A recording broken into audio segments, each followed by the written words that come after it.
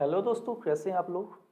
तो आज की क्लास में ऑब्जेक्टिव क्वेश्चंस हैं और लास्ट में आप लोग टोटल स्कोर जरूर शेयर करें। जो भी आपका स्कोर हो आज की क्लास में वो चैनल सब्सक्राइब नहीं किया हो तो प्लीज़ चैनल को जरूर सब्सक्राइब कर लें। सबसे पहला सेंटेंस है Tom dash already left when you arrived. आपको बताना है कि यहाँ पर राइट आंसर क्या होगा क्वेश्चन नंबर 1 में। ही, जस्ट, हैड या फिर वाज। तो सबसे पहले देखिए कि यहाँ पर आपका क्लॉज लिखा हुआ है, एडवर्ब क्लॉज ऑफ टाइम है। व्हेन के बाद पास्ट टेंस लिखा हुआ है तो ये भी पास्ट में ही होगा। इसके अलावा यहाँ पर आपको एक एडवर्ब लगा मिल रहा है ऑलरेडी। तो सामान्यतः just, already, yet, ever, never कौन से टेंस में यूज होते हैं, तो ये आपके परफेक्ट टेंस में प्रयोग किए जाते हैं। इस तरह से जो राइट आंसर होगा ये होगा आपका option number C, sentence number 1 में। नेक्स्ट है question number 2, I dash working until you came. Am, will be, had been या फिर वॉन्ट। कौन सा ऑप्शन करेक्ट है क्वेश्चन नंबर 2। तो यहाँ भी देखिए सेंटेंस में हम देखते हैं कंजंक्शन क्या है, अंटिल। अंटिल के बाद ध्यान रहे, अंटिल के बाद एक ऐसा टाइम आता है जो इंड होने को होता है, यानी अंटिल के बाद इंड ऑफ द पीरियड होता है। ठीक है, अब अंटिल यू केम ये आपका कौन सा टेंस है, ये पास्ट में है। तो आपका प्रिंसिपल क्लॉज भी पास्ट में ही बनेगा। तो यहाँ से आप देखिए प्रेजेंट नहीं बनाएंगे, फ्यूचर भी नहीं बनेगा और बॉन्ड भी नहीं आएगा। तो करेक्ट आंसर क्या रहेगा, ये रहेगा आपका ऑप्शन नंबर सी। यहाँ पे राइट आंसर होगा हैड बीन। क्लियर है। डियर लर्नर्स, अनअकैडमी लॉन्च करने वाला है biggest test of the year for class 7 to 10th IIT, JEE, NEET, UG के स्टूडेंट के लिए द अनअकैडमी प्रोडिजी। ये एक फ्री मॉक टेस्ट है जहां पर आपको मौका मिलेगा अनबिलीवेबल रिवार्ड्स जीतने का। ये 1 आवर का टेस्ट 23 जनवरी, 29 जनवरी, 6 फरवरी, 13 फरवरी को कंडक्ट होगा। इसमें हर एक पार्टिसिपेंट को चांस मिलेगा एजुकेशन फॉर लाइफ जीतने का। जी हाँ, आपने बिल्कुल सही सुना। टॉप स्कोरर जीत सकते हैं अप टू 100% स्कॉलरशिप उनके ग्रेजुएशन और पोस्ट ग्रेजुएशन के लिए अप टू 20 लैक्स में। एजुकेशन फॉर लाइफ 29 जनवरी और 13 फरवरी को होने वाले टेस्ट पर ही वैलिड होगा, इस बात को ध्यान रखना है।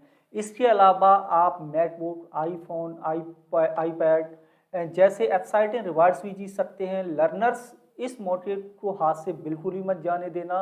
आपको टेस्ट के बाद स्कोर कार्ड भी मिलेगा और वीडियो सॉल्यूशन एनालिसिस भी। 15 जनवरी से आप 30 मिनट का प्रैक्टिस टेस्ट भी दे सकते हैं। साथ ही अनअकैडमी लाया है लिमिटेड पीरियड ऑफर 12 मंथ्स और इसके एबव प्लस सब्सक्रिप्शन लेने पर आपको मिलेगा 3 महीने का एक्स्ट्रा सब्सक्रिप्शन बिल्कुल फ्री में। इसी तरह 12 महीने का यानी 12 मंथ या इसके एबव का आइकॉनिक सब्सक्रिप्शन लेने पर आपको मिलेगा 6 मंथ का क्रिएटिव कॉर्नर सब्सक्रिप्शन बिल्कुल फ्री। डिस्क्रिप्शन में मेरा लिंक दिया हुआ है, साथ ही साथ मेरा कोड आपको दिखाई दे रहा है, कोड है EP10। इस कोड से आप फ्री में इनरोल कर सकते हैं इन क्लासेस के लिए। इतना ही नहीं, इस कोड से आप कोई भी सब्सक्रिप्शन बाई कर सकते 10% ऑफ पर। सो लर्नर्स, अनअकैडमी के साथ लेट्स क्रैक इट। नेक्स्ट आगे बढ़ते हैं और उससे पहले मैं आपको बता दूं कि अनअकैडमी पर क्लास है।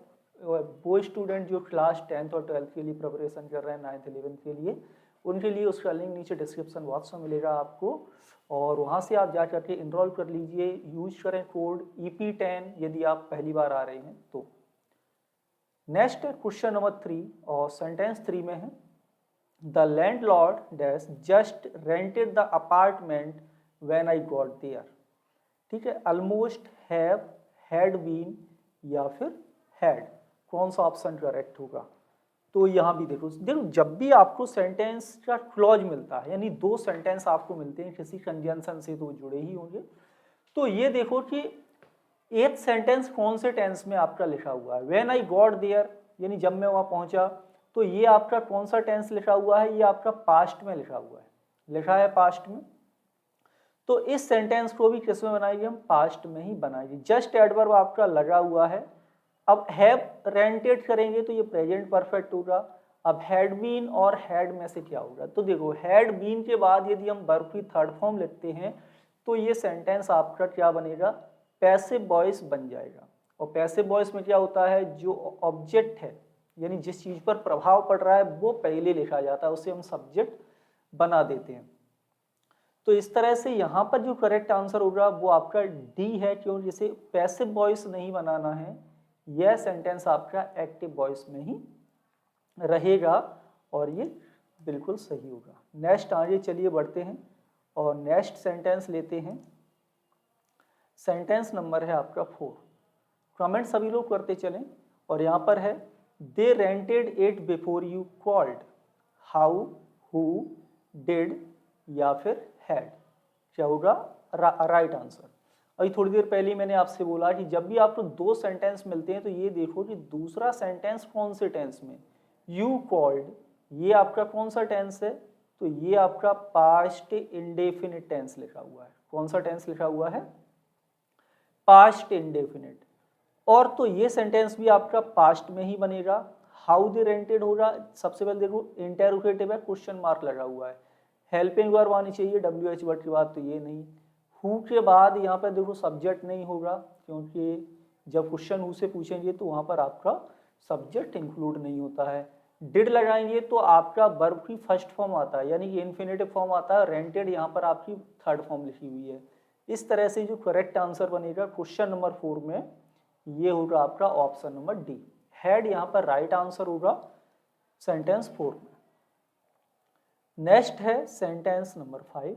5 में क्या है, you like to go to movies tonight, how, had, would या फिर वाई, बताइए जल्दी से। तो यहाँ पर देखो सेंटेंस आपका इंटेरोगेटिव है। अब इंटेरोगेटिव है तो यहाँ पर आपका सब्जेक्ट लिखा हुआ है, वर्ब लिखी हुई है, यानी कि ये आपका यस नो टाइप क्वेश्चन है, हेल्पिंग वर्ब पहले आना चाहिए। तो WH वर्ड वाले ऑप्शन हम हटा देते हैं यहाँ से, ऑप्शन नंबर ए और ऑप्शन नंबर डी यहाँ पर नहीं आएगा। इसके बाद अब देखिए हैड या वुड में से क्या होगा, तो हैड के बाद क्या आता है, पास्ट पार्टिसिपल फॉर्म आता है, लेकिन लाइक आपका कैसा है, इन्फिनेटिव फॉर्म है, और वुड के बाद आपकी इन्फिनेटिव फॉर्म आती है, बेयर इन्फिनेटिव। तो करेक्ट आंसर रहेगा सेंटेंस नंबर 5 का option number C, would you like to go to the movies tonight. आगे बढ़ते हैं सेंटेंस 6। सेंटेंस 6 में है I dash rather study in the library, would rather होगा, कैन रादर, मच या फिर विल। तो करेक्ट आंसर क्या रहेगा, तो करेक्ट आंसर यहाँ पर देखो जो यूज है वुड रादर, वुड सूनर, है ना, तो ये आपका करेक्ट आंसर रहेगा option number A, would. Would modal verb use हो रहा है, वुड के बाद आपका रादर लिखा हुआ है और इसके बाद बेयर इन्फिनेटिव आता है, ये भी याद रखिए। आगे बढ़ते हैं next sentence, sentence 7। Sentence number 7 में है dash it be possible to go next week, can, how, rather या फिर मे। कौन सा ऑप्शन करेक्ट होगा सेंटेंस नंबर 1 में।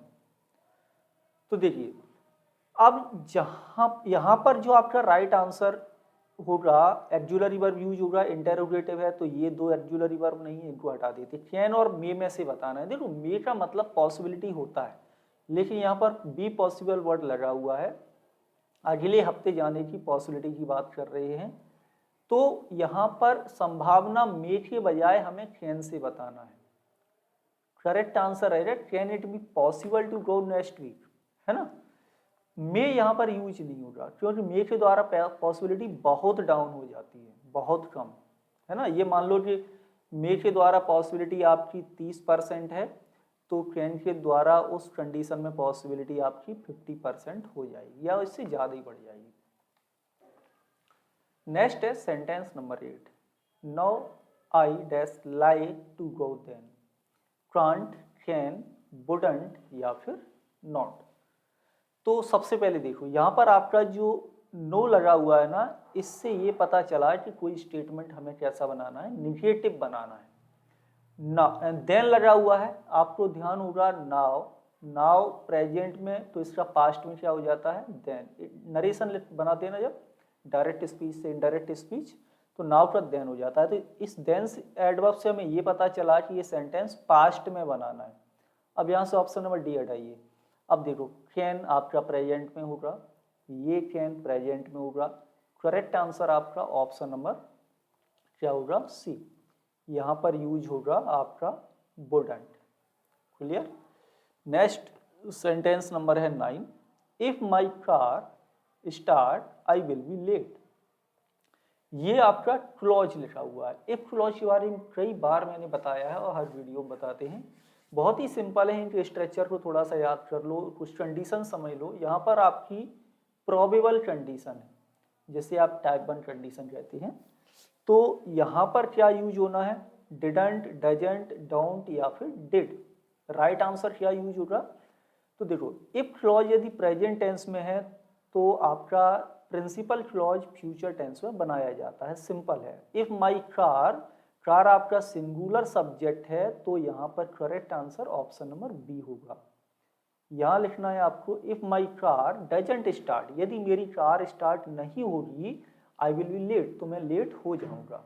यानी कि ये कंडीशन ये बताती है कि यदि ये कंडीशन फुलफिल होती है तो ये कंडीशन नॉर्मली हो जाएगी। ठीक। ओके, नेक्स्ट है सेंटेंस नंबर है 10। सेंटेंस नंबर 10 है, इफ अनीता डजंट हरी, यदि अनीता जल्दी नहीं करेगी, she dash be able to finish, तो वह फिनिश कर लेगी क्या, है ना। तो बॉन्ट, वुड, कैन या फिर कांट, क्या यूज करना है क्वेश्चन नंबर 10 में। तो देखिए अभी थोड़ी देर पहले मैंने आपको बताया कि इफ क्लॉज यदि प्रेजेंट टेंस में हो तो सामान्यतः दूसरा क्लॉज आपका फ्यूचर टेंस में होता है, जिसे हम प्रोबेबल कंडीशन कहते हैं या टाइप 1 कंडीशन बोलते हैं। वुड यूज नहीं होगा। इफ और डजंट लगा हुआ है तो यानी ये इक्वल है अनलेस के। ठीक है, इसके इफ और डजंट को हटा करके हम अनलेस भी लिख सकते हैं। तो दूसरा जो प्रिंसिपल क्लॉज होता है ये आपका किस में बनाया जाएगा, ये भी निगेटिव ही बनेगा। तो यहाँ से इसे भी हटाना होगा। अब यहाँ पर आपका जो right answer option number A होगा, बॉन्ड करेक्ट आंसर रहेगा। C, bond be able to late. Okay, of able to finish. Okay, next है सेंटेंस नंबर है आपका 11। सेंटेंस नंबर 11 में है, Leonard won't come, it rains tomorrow. यानी Leonard नहीं आएगी यदि कल वर्षा होगी। ये भी कंडीशन है। कैसी कंडीशन हुई, और यहाँ पर आपको कंजंक्शन फिल करना है, तो ये भी आपका क्लॉज बनेगा, जिसे हम सबऑर्डिनेट क्लॉज बोलते हैं, जिसमें आपका एडवर्ब क्लॉज और एडवर्ब क्लॉज ऑफ कंडीशन आती है। विल, इफ, बिकॉज या फिर एंड।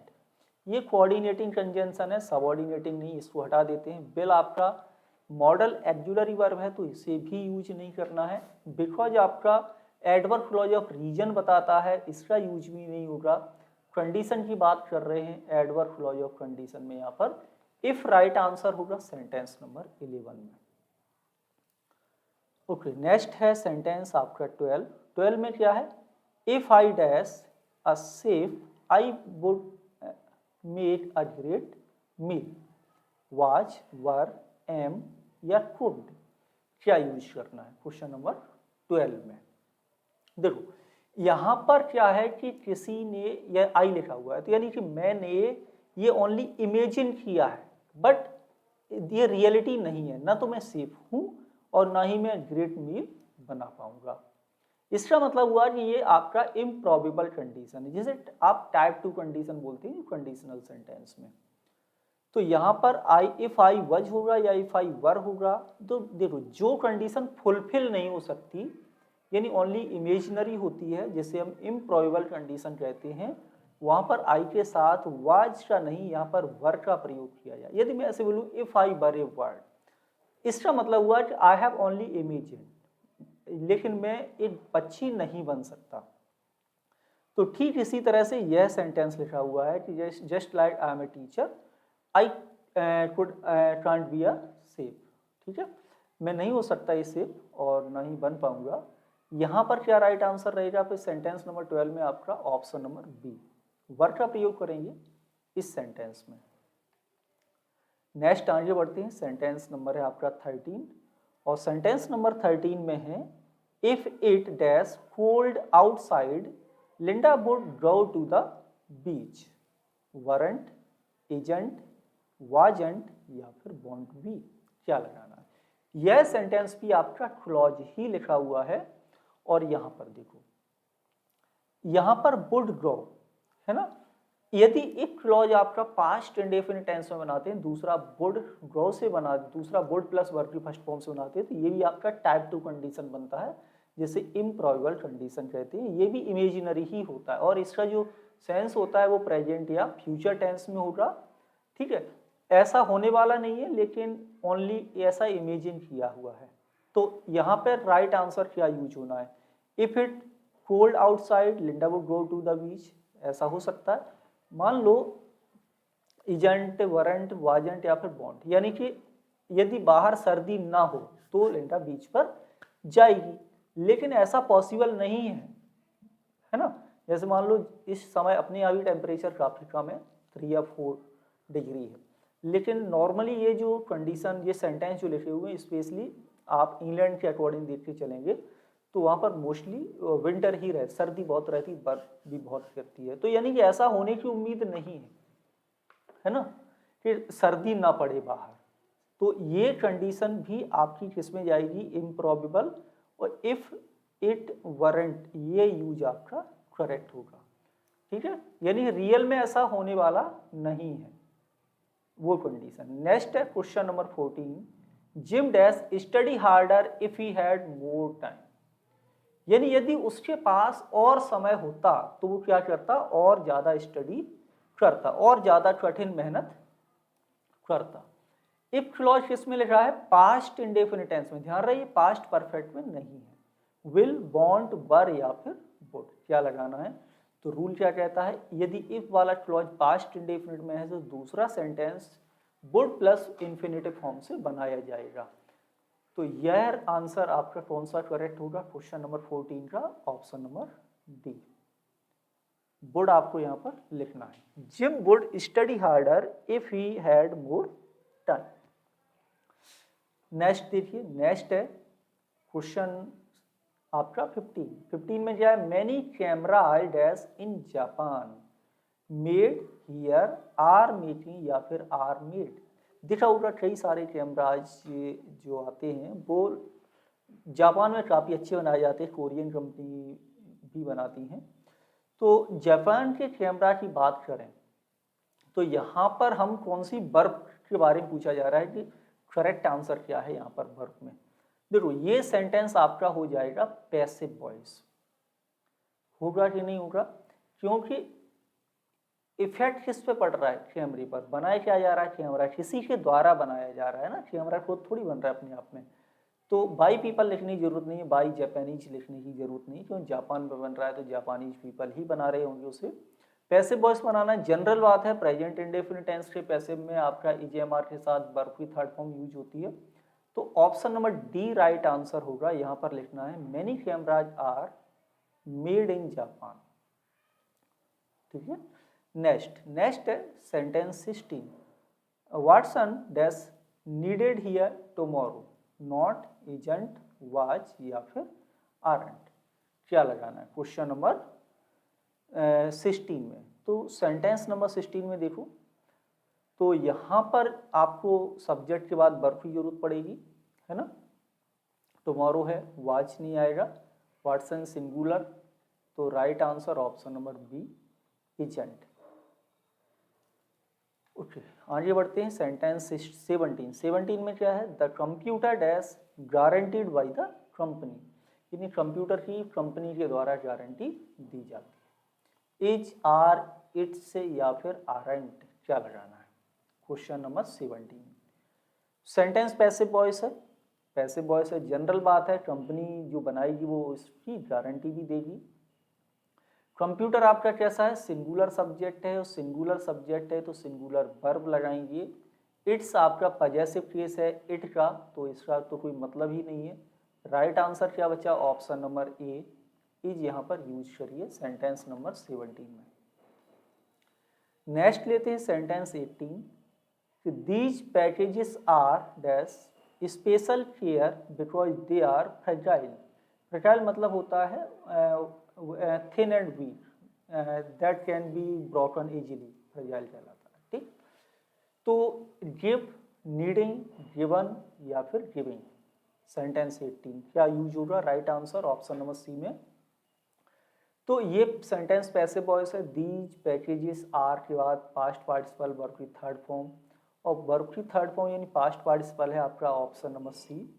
यहाँ पर लगाइए गिवन, और ये सेंटेंस आपका right. These packages are given special care because they are fragile. Next sentence number 19।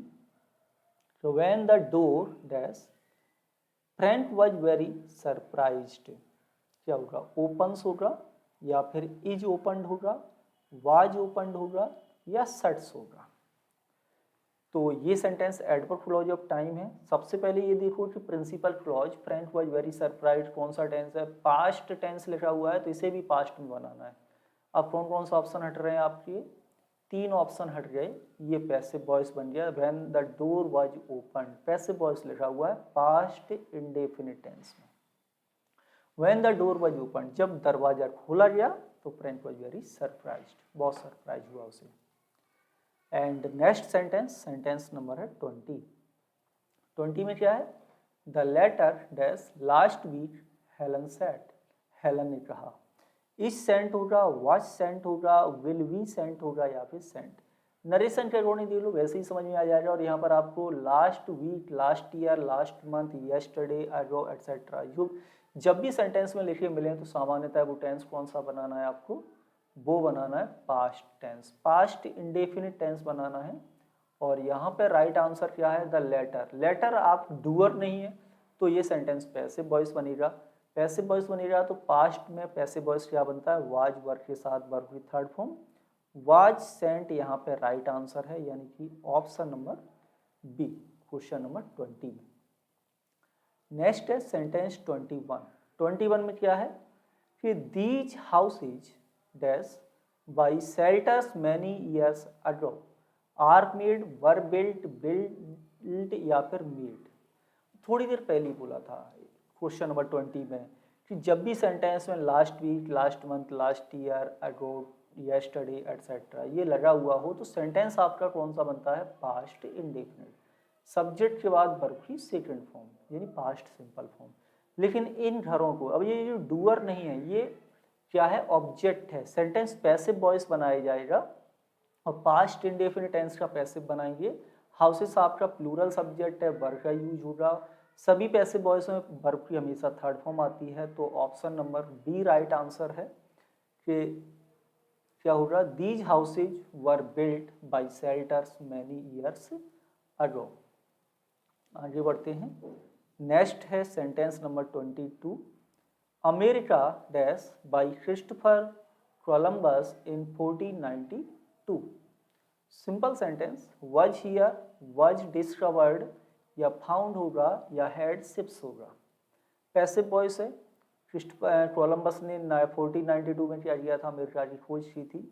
तो डिस्कवर्ड यहाँ पे राइट आंसर होगा option was discovered, option number B, question number 22। आगे बढ़ते हैं। सेंटेंस है 23। 23 में है Wilma dash called if she had forgotten her keys, had, would, found या फिर वुड हैव। ये आपका क्या हो गया? क्लॉज। यहाँ पर इम्पॉसिबल कंडीशन है या रिग्रेट छिपा होता है। यदि इफ के बाद पास्ट परफेक्ट टेंस है तो ये सेंटेंस आपका would have plus past participle form में बनाया जाएगा। और इसका मतलब ये हुआ कि ऐसा हो सकता था लेकिन ऐसा नहीं किया है ना, और ना ही अब ऐसा हो पाएगा। यानी कि if she had forgotten her keys तो क्या होगा? Wilma would have called. तो राइट आंसर क्या होगा आपका? Option number D, question number 23 में। नेक्स्ट है सेंटेंस 24 और 24 में है they would have gone home. Gone home ये आपका इडियोमेटिक फ्रेज है, बीच में टू प्रपोजिशन यूज नहीं होगा। If we dash here, aren't या बॉन्ट बी या हैडंट बीन या फिर आर, क्या लगाएं क्वेश्चन नंबर 24 में? तो राइट आंसर देखिए would have gone. Would have के बाद वर्ब की थर्ड फॉर्म है तो ये सेंटेंस किस में बनेगा? पास्ट परफेक्ट टेंस में। तो पास्ट परफेक्ट का राइट आंसर क्या है? Option number C. यहाँ पर लिखिए if we hadn't been here. If clause में कुछ नहीं करना, बस आप सिंपल से स्ट्रक्चर को याद कर लो, वेरी इजीली आप इन सेंटेंस को कर लेंगे। Next sentence number 25, if Bruce had been careful he dash had an accident. ये भी क्लॉज है। तो हैड बीन केयरफुल कौन सा टेंस है? पास्ट परफेक्ट टेंस हो गया।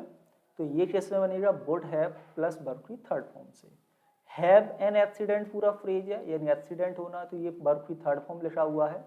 और यहाँ पे जो राइट आंसर रहेगा क्वेश्चन नंबर 25 में, ये ऑप्शन नंबर डी होगा, wouldn't have had an accident. ये होगा राइट आंसर। तो आज की क्लास में इतना ही। आई होप क्लास आपको अच्छी लगी होगी। कमेंट करके बता सकते हैं टोटल स्कोर कितना है आपका। इसके साथ साथ अनअकैडमी का ऐप डाउनलोड करके वहाँ पर भी क्लासेस हो रही हैं, जिसका लिंक मैंने नीचे डिस्क्रिप्शन बॉक्स में दिया हुआ है। मिलेंगे आपसे अगली क्लास में। Thank you for watching.